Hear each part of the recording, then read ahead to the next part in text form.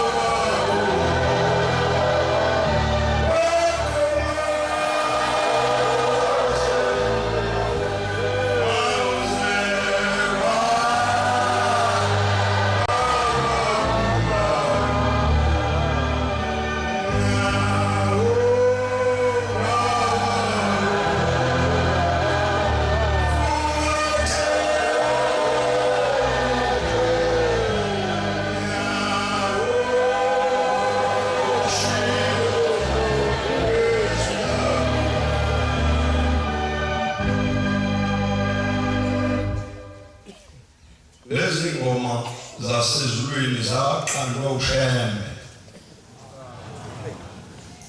Abanye abantu baqanjelwa uDibora Maculo noRebecca ngiyadabanga ubusefile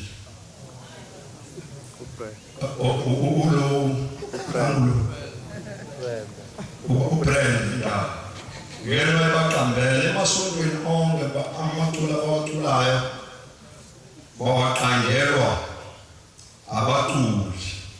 Kodwa lezi la ekhaya ingoma zu-242 zonke ziphasa imessage kumuntu. Ayikho ethi Jesus is coming or yes ayinongo uShembe wathunywa abantu.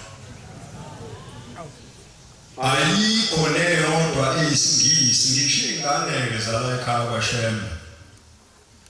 Imvamisa yazo zonke ziqanjwe amagama esintu. Imvamisa nje yazo abanye bafana bala ekhaya ngifunda nabo esikoleni. Sifundiswa umfokabiyasi, khona umfokabiyasi wayesifundisa ukuba yikawuti. Sigqoko khakhi namabhande lawo yikawuti ethi asigijime esifundisa ukuthi asiqine.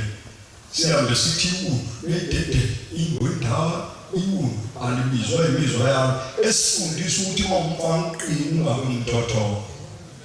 Khona umuntu umthotho ngaza umthotho ngisho enkolweni. Adlale ngisho inyoni abantu abafaka ingubo ezineyiphambano njengama-ambulance. Umuntu adlale ngambhukusise ngithi nami umuntu edlala nomuntu eyiNazaretha ngoba yena ungumthotho. Kanti kufuneka uma ukholwa kule nkolo uhlakaniphe. Iwundu leyidedele ingwendala alibizwa imizwa yalo sigijime sijome. Esifundisa ukuthi asiqine siphaphama ungabi into nje sengathi awuphandlwanga. Isono sokuqala-ke eNazaretha ukuthi uma uzala ingane ungayifaki isiphanga. Ake ngifunde phansi Genesis 21 verse 8. Sengiqala ukuphatha inkozo-ke. Genesis 21 verse 8. Uzwe nobani nobantu umuntu mayizana umuntu uyamrejista emhlabeni usefile. Uzofunda ibanga isilahla amathemba.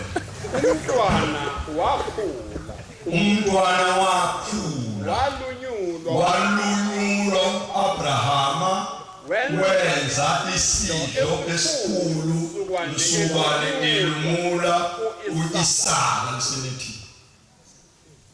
Umntwana wakhula walunyulwa uAbrahama wenza isidlo esikhulu nsukwane elumula uIsaka umfaka isiphango. Enze ngabe isikhungu Shembe abantu bafundisa ukuthi indoda ibe nebheshu unkosikazi noma ngabe phela siyasebenza noma sisebenza awuhlala ubhincini wathi kodwa isikhumbi banaso ngoba siyinhlanga. Ibheshu alinaso isikhwama sokufaka ugotsho. Yingakho kwanele uJesu wabhaphathizwa uJohane mawufunda uMateyu 3 verse 4 emfuleni iJordani. Wabhaphathizwa uJohane ithi encwadi kaMateyu 3 verse 4 uJohane lo wayenengubo yoboya bekameli webhinca ikameli wanele wamfaka nje efaka uJesu kwehla uKristu. Amen. Kwehla umuntu ongazalwa umfazi nendoda uJesu unina wakhe uMaria uyise uJoseph umkhulu wakhe uDavid. Yabona akufundi incwadi yemndeni wabo Jesu ngizwe ukuthi uGumede noNgcobo noMkhize noNgubane bakhona osiyana ukhona yini Luka 3:22. Khona uzoyizwa le ukuthi noma ungathandaza kanjani kodwa kufanele uhlakaniphe ungamathandaza amathambo abanye abafana bakusindise emathambeni. Luka 3:22. Qala ngokuthi umoya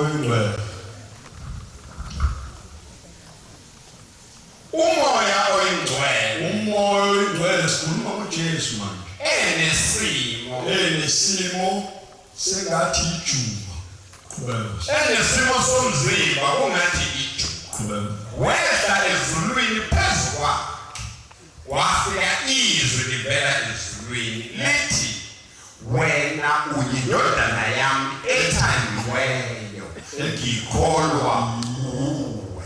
Izwi qhubeka. Yena uJesu wayeseneminyaka engaba 30 othiwa indodana kaJoseph Naho indodana kaJoseph kaHeli kaMatati kaLevi kaMelki kaJana kaJoseph kaMatatiyasi kaAmoni yena mfundisi kaNahumi uzozulumulimo izizogcina ngo-Adam kaThixo umkhizi noGumede noHlabisa noZwane noShozi noGcwenza noMadondo nenkosi esemaqadini abo. Angikhuluma iqiniso mana ukuthi umndeni lo wabanye abafana. Thina inkosi yemndeni yethu nangu Gamaliel. Engithi mangithandaza ngithi Shembe Nqaba nami ezwe manje ngoba la ekhaya awukhonza uDoli. Jeremiah 10 verse 5. La ekhaya awukhonza uDoli into engahambi. Obaba bethu abasizalayo babesifundisa ukuthi mawulusile inkomeni wathatha ibumba lenza inkomo awuvumelekile ukungena nale ekhaya ngoba uzodinwa imindeni yala ekhaya ukuthi usuthatha uDoli ufaka phakathi komuzi. Ngakela umuntu umfazi engenayo ingane ngathi musu ukuthatha uDoli ubekela ngoba indlozi lakho izobona ukuthi unayo ingane. Walelo ukhipha wamitha ayibonga inkosi yasephakade wakhipha uDoli saseziyamboro funi amukho ongangawe. Jeremiah 10 verse 5. Amukho ongangawe.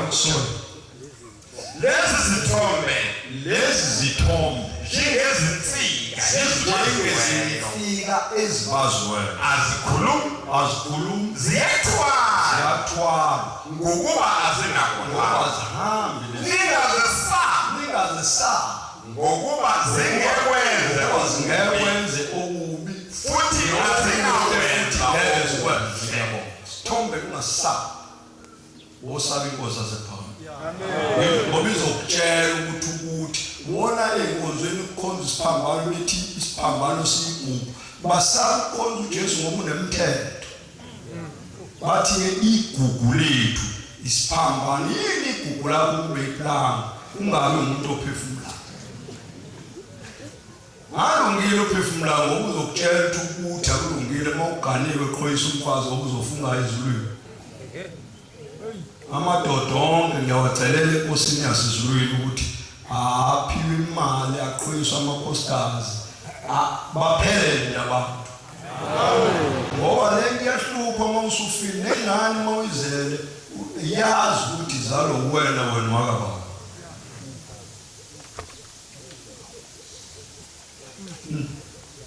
Ngiyayikhuluma le nto fana namakhosi uyayibona inkosi iyazala ayibekwa abantu iyazala kodwa amakhosi nawahlukene khona yikawuti.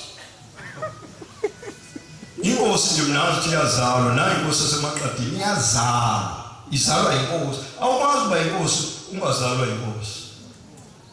Ngiyakwazi nje amaduna athi afuna ukusiphatha kodwa uyisa sibakhumbule beyamakhosi asephakade. Ayikho into empini ngomuntu omshiza ngengqondo okuphuphile uwonke ikwazi waphupha umuntu funeka uhlakaniphe ezweni likaNkulunkulu. Wathi uJesu la esihlabelelweni samanazi tamanga ingozele emsebenzini wakho Nkosi. Khona umuntu ubhalile uShembe khona ingoma ethi ngisalele engazini wangahlulela ngentokozo. Ayikho into umuntu embi njengomuntu olala engazini umbona ubhulu ubuthongo impela.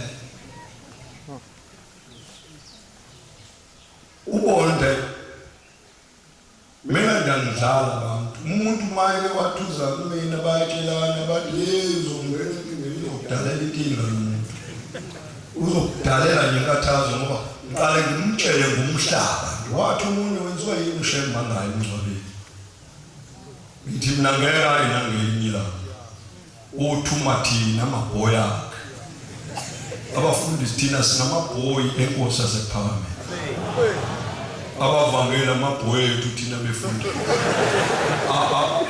abashumayela namabhoyi abavangela kunjalo manje inkosi yasePhakameni makushonile noma ngabe isikole ithuma abafundisi uthi yelo uShembe yini akuleta enzayo wakhamba uMaMadube emhlabeni kwaZwathi inkosi ibingekho ibihlele endlini ngithi mina cha ngicela ukubuza ngomhlaba isilo siya emngcwabeni sengibuza la kunina yini kubuza uShembe isilo siya umuntu ngayikambuza ukuthi isilo sizalo kumabani akazi kuphela nje wazi uAbraham akathi isilo inkosi yethu izalo kumabani ngiyakutshela namhlanje izalo manquma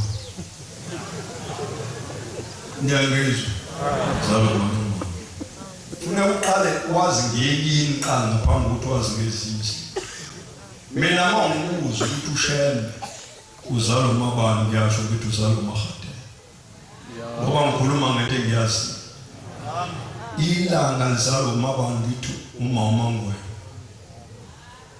inyanga yezulu yona izalo bani uMasigasa uthingo lwenkosazana oluzalo uMagwasa omunye ngakuphupha lokwathi ngwakwaShembe ngathi mangithi ngiyambheka hayi lo muntu ayini kwakwesifazana ngathi ubani igama lakho washo ngathi uzalwa yimuphi uShembe wathi ngizalwa inyanga yezulu ngathi ngizobiza uMasiya wabaleka kuzokwena mhlaba ngoba wekhuluma into angayazi umuntu okafuna ukuzisisa entweni enkulu unayo hayi funeka umuntu uhlakaniphe ngiyabona umuntu efisa ukuba uShembe lithi nayo mina ngumuntu efuna ukuba uShembe into enkulu ngakho konje masihambe emhlabeni uzoyimwela kanjani iphefumulweni ngoba uShembe esikhathi uzokuthusa igumbini umwele imphefumulo yabantu abahambile emhlabeni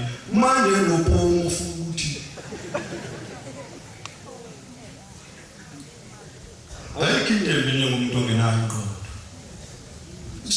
umuntu wesula akayi futhi ezulwini ngoba akakwazi ukuhlukanisa ingoso nekunda phela nje kuyena ubisi wena wabona amahobhe mayisentandeni ngalayini ngeke uhlukanise ukuthi liphe umfazi liphe into ngiyahlukanisa sisenkolweni entofontofo yasePhakameni iphelele kunezinto zonke emhlabeni uma umuntu wasePhakameni usukuthola umayimini lawo embeka khona noma ufika nje kubantu bomhlaba babuza kuwena zonke izinto ngoba bayazi bonke abaphethe lutho abaphethe lutho izinto zonke zikushela uyinsimu uShembe evundile silima kuyena konke okuhle ngoba yidwala elihle lamanazatha azikhethela lona uJehova uthanda kwakhe inkosi yakwantuli embongolwane yathi abantu abangumgwaqo yakhomba indawo waseqhamuka inkosi la uBoniface umuntu wayengakaza endlini wayemuhle ukwehlula wathe kwamaphumulo esinamfini ehlezi lebukela umgidi wasuyinto zamabhinca zathe zicela ukumgaqo ubuhlala oyinkinga wathi wancela ukumfaka ubuhlala base ngicabanga lencwadi kaSamuel wesibili 6:18 ethi uDavida wasina wangqibitha phambi kaJehova ithi walunguzwa indodakazi kaFaro ngewindi yathi idedeleni ngiyomqoma kwathiwa ngoba sithi sikhuluma indaba yasezulwini abafazi babe besenyameni kodwa ngikhuluma iqiniso mina uthi kwasuka intombi zamabhinqa zathi sifuna ukuhlala zazimbone intombi kanje sithe sinisithuthe sisebenza naso yini mina ngiyayithanda isonto leli kodwa ngidinga amasenethu shembu ayifike ngidinga ngithi mina konke usonto yaphuthi ngumpostoli ngithi ngami nebhadi ngako usonto kubantu abafaka amasokisi angafani abapostoli mabezokushumayeza into oqala bafike bayifune bafune extray kaGwayi Isaiah 50 verse 7 besifunde ngoGwayi la ekhaya kupolo la ekhaya ubheke usikaleki ngokubhaliwe mhlawumbe singisa usazi ubhaliwe kuthiwa smoking is a health risk uriska ngempilo yakho uma udlala verse 7 Isaiah 50 verse 7 ngokuba bhekani nina nonke abaphemba umlilo bhekani nina nonke abaphemba umlilo nabazihaqa ngey'nhlasi hambani ekhanyeni komlilo wenu hambani ekhanyeni komlilo wenu nokwezinhlansi engeziphembileyo lokhu niyakwamkelwa kwesami sami niyakulala phansi ngenhlupheko bhekani nina abaphemba umlilo nabazihaqa ngey'nhlasi ngoba uma ubheka insango uhlikihla izandla hlukana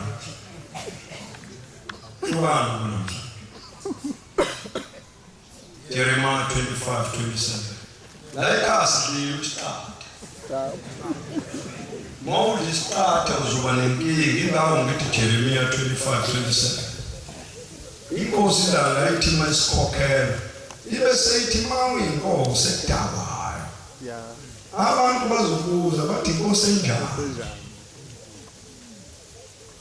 inkosi enjani ngoba yini uthengwa abantu ngogolobo bese ulahla iqiniso konke ngiyibongayo uNkulunkulu kwafika abafana bakwaMashu bathi umfundisi sicela ukuthi sikwazise ukuthi sicela ukuthi siye kosebenza eGqizivele silungise umuzwa wenkosi ngamazwi ngathi mina hawu ngabe ngizalile bavele bahamba bazuza inhlanhla kazibili bathi besasebenza bavele wafika inkosi yamakhosi ayibonga inkosi indaba enkulu nayo ukuthi into esingakhuluma ngayo kwenzela ushayela izinto ezinhle ngoba kufanele sizincengele ngokunezulu ukuze angasiyise esihogweni ngomhlawumbe kunezulu angikhathana ngabonye mhlawumbe kwistorm uyayibona le ncwadi yeSamuel 21 ethi lawo izulu elisha lehle ezulwini ithixo lilungiswe njengomakoti ehlomeni indoda yakhe kwakushintsha nje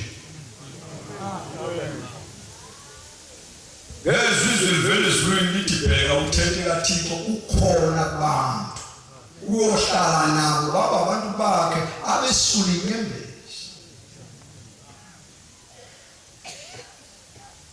kwakushintsha nje futhi Jeremiah 25:27 asidliwe isiqatha uyakuthi kubo usho Jehova wamabandla uThixo kaIsrayeli uthi uphuzani nidame nihlanze niwe ningabe nesavuna liselethi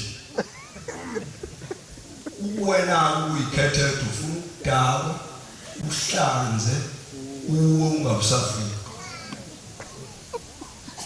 khona impama mawufunda uDaniel 5:24 eyabonakala ibhala odongeni mine tikeli ufasi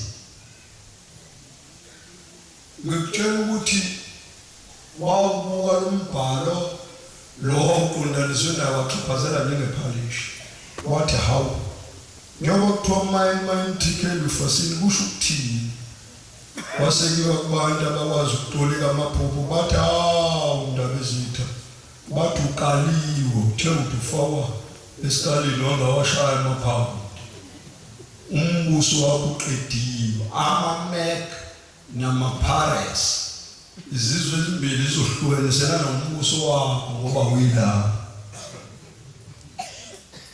awuna waba nenkulu inkinga wangazi ukuthi uzothathani ahlanganise nani kulowo busuku kwenze kanjani ngoba indaba kaNkulunkulu abanye abantu bayibacanga ukuthi yontanga wabo cha lento le yasePamela ayontanga umuntu yasizulu nje independence imele lento iqala amakhosi yaqala yonke inhlobo yomuntu amakhosi athushene amaningi ahlala emhlabeni ahamba ngoba ayethula inkosi yamakhosi inkosi langihambile emhlabeni ngisho amakhosi nangakhona wawuzothi inkosi yasekuthini ihambile inkosi yasekuthini ihambile ngoba ayiphelezela inkosi yawo yamakhosi inyanga ezulu yathi yona ihambile yathi ingakahambi isho likhona la yathi mina ngifuna mhlakahamba ukuphelezelwa abafundisi nabavangeli wawuzothi umbabela uthi zonke umbabela umfundisi uthi zonke ngoba babephelezela inkosi yasizulu mina-ke vela ngihleli ngenkamba mase kushaya isikhathi sokuthi angife ngenkulunkulu vela unani icala inini lohlabelela umhamba phela ngiyabona umuntu oqhaqhazela amakhulu ngokufa wofuza inkosi yasePhakameni yabuza umngoma yathi yafika hlabelela yathokoze wamaNazaretha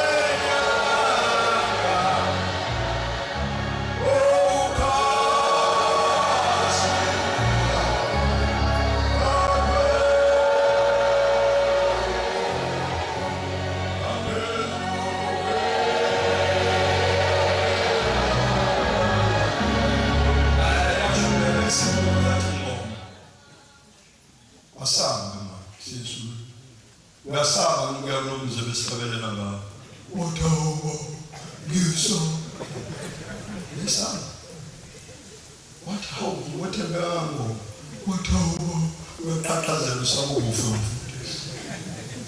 kanti phela mawufe umfundisi naphambili umfundisi kunye umuntu ofeka usisiwe naphambili wangokusi ewa mina ngifisa ukuhlala ngize ngiqede 100 years ngifundule besikhumbu yibona lo uthi umfundisi onjani iwona amakholwa ayothi umfundisi onjani lothwalwayo azobekwa ukuphuma inkonzo aphinde athwale hayi mina ngazi ukuthi minimum isho njalo incwadi yehlabelelo 90 verse 9 ithi minimum yokuphila komuntu amashumi awu7 years mawusuphile ngaphezulu sekuyibonus mawufe before 70 years yisho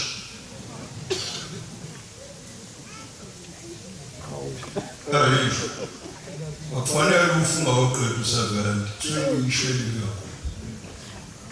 kodwa mawusuhlanganise 70 usuku usufika kahle kakhulu ngoba vele nasezulwini ikhona lento ngoba vele yakho kodwa phela ifuno imali uhlale ngokuyithanda lento mayithu ngoba bhasobha ingozi phezu kwehla ifuna ukulivala mawukwayithuka ngoba yasezulwini.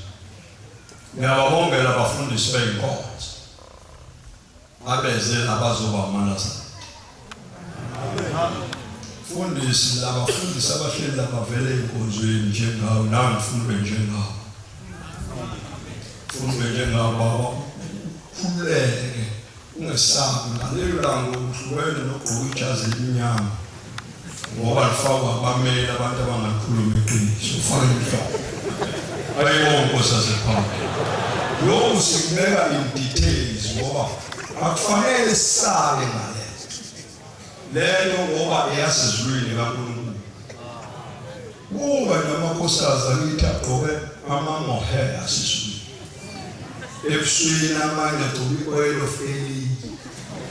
Oil of Eli into kakhulu ngoba isikhumba sithambe ungabe sokungadula ngempela.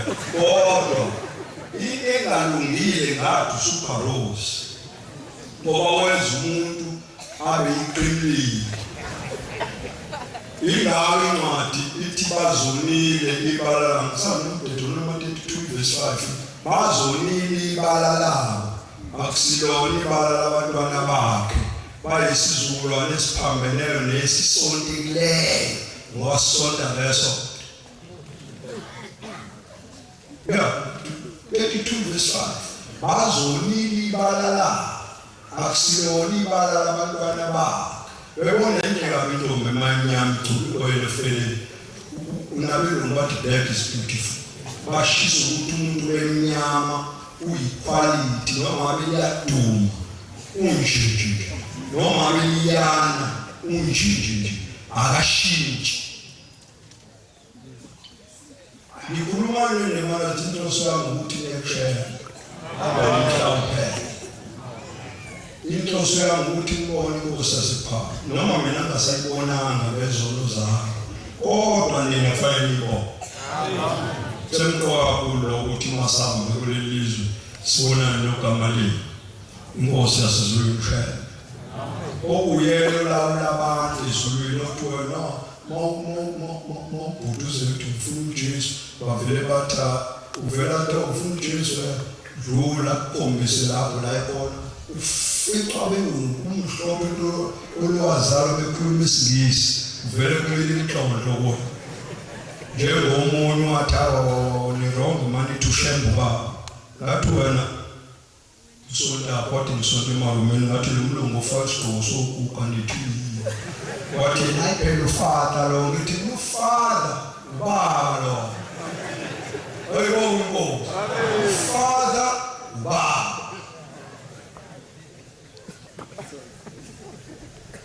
Mawungasazi ngisho abantu bekubhuquzise bakutshela into nabo abangayazi bayisho ngengathi ngehamba eThekwini oLassell Street hamba imoto wasemphaka imoto nje kangena kwelinye itheko ngafuna amathukuthi manje ngiyadlula khona ilesonto ngala ngibona ibhala merchandise phela ukumeshendazi usukudayisa leyo product mhlambe waliva noma kwaClover noma uyabona uyameshela ngathi ngasekukhumbula ukuthi wonke lamasonto akhipha imbomo yawo yafana neyamangisi nje ingoba wamangisi amamafa igebenge enkulu efunile alawulwa phesheya. Yingakho amakholwa amahlabelela athi Jerusalem ikhaya labangcwele ngigeze ngakubala okuhle laphaya. Uyathi kude laphaya elawulwa laphaya yinto ngingacacile ngokude nabantu yathi inkosi langu uNkulunkulu ohlala ezulwini benzelana abantu behlupheka. Yathi kufuneka umuntu uNkulunkulu ohlala nabantu alalele inhlupheko zabo la. Jesu waya odadewabo kaLazaro bafike bathi Nkosi umfowethu usefile una 4 days useyaningi ubukhona ngaba umuntu kangangwesithombe ubukhona ngaba kafana ngoba wayesekhona wamvusa ayikhona into engekho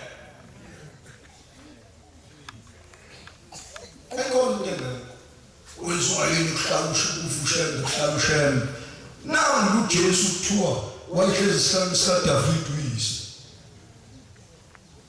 nenkosi yamaqadi ihlezi esihlalo sikayise noyise wayehlezi kwesilandodeni inkosi uqhubulayo yasemaqadini yabona manje ke ngikhuluma mina ngamakhosi ukuthi ayazana akuzonika udeleza amakhosi amen isawudu umuntu osukukhosi ekudle ngempi kusengeyona inkosi kusekwisawudu uthi uyinkosi wambusha abantu ayibhadumana kwenye indawo ngathi ngiyabuza ukuthi lo mfana ozobekwa benkosi emva kayise ubani igama lakhe wathi uDisco ngathi abantu beshintsha ligama inkosi njani izobizwa ngoDisco ngithi ngakhambe kanjalo inkosi iqamba uyise igama hayi kusuka amakhosikazi aqamba umuntu ozoba inkosi ngoba inkosi umfundisi kaNkulunkulu ngiyangizwa amakhosi abafundisi basezulwini sake sathunzela sayinyangeni yezulu izulu lomsini baba sizocela imvula kwakusanda kwakhiwa la ekhaya vele yaphuma inkosi isitaba kusasithathe sasiplula yaphuma inyanga yezulu yathi ngizofuna imvula nina sathi baba yayisithi-ke ngitshelele ukuthi ngisasonto nina nizofuna imvula nishiya amakhosi ngemuva yayisithi cha nino amakhosi sagijima salathi inkosi yasemculweni nabanye amakhosi sasesiqhubula inqama into yavele yabuye washo yathi lizona ngo-3 lishanga phela wathi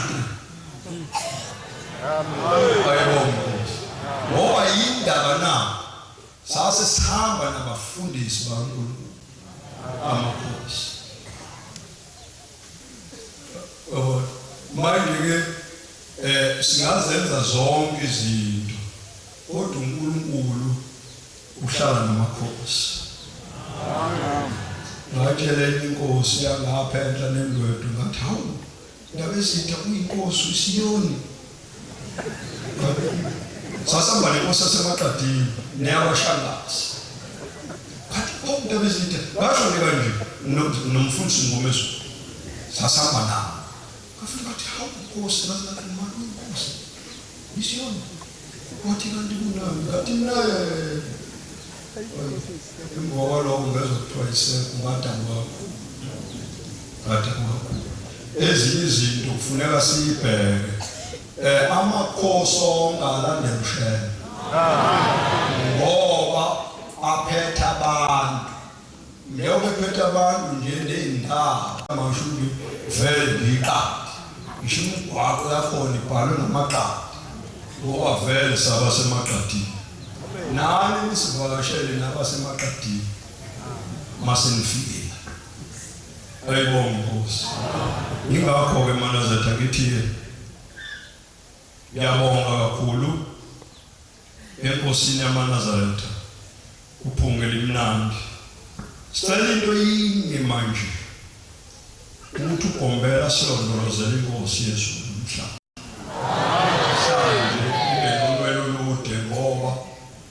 sithembele kuyo sonke shembe ithemba lethu sonke emhlabeni mawulahlekelwe ithembele nje usubhubhile lowo yisicelayo izinto eziningi ezingenamsebenzi ngeke vele zisisize ngalutho nangumuntu wasesulwini lesinendaba lokho nani mamthandaza ey'ndaweni zonke thandaza uMthubaba nezitha zakhe ezivukayo ushembe womoya kayiqede sonke kumnandi ngoba silahlekelwa into enje ayikho into esiyophinde sibe nayo ngaphandle kwale emhlabeni ngisho uhulumeni thembushele uhulumeni ke into enkulu uNkulunkulu nohulumeni into efanayo. Uma ungawunikela 23 unecala kuNkulunkulu no 14 no 25 wewona na uhulumeni ongawakhokhela amanzi unecala nama-rates wamlogidu nesikweleti hayi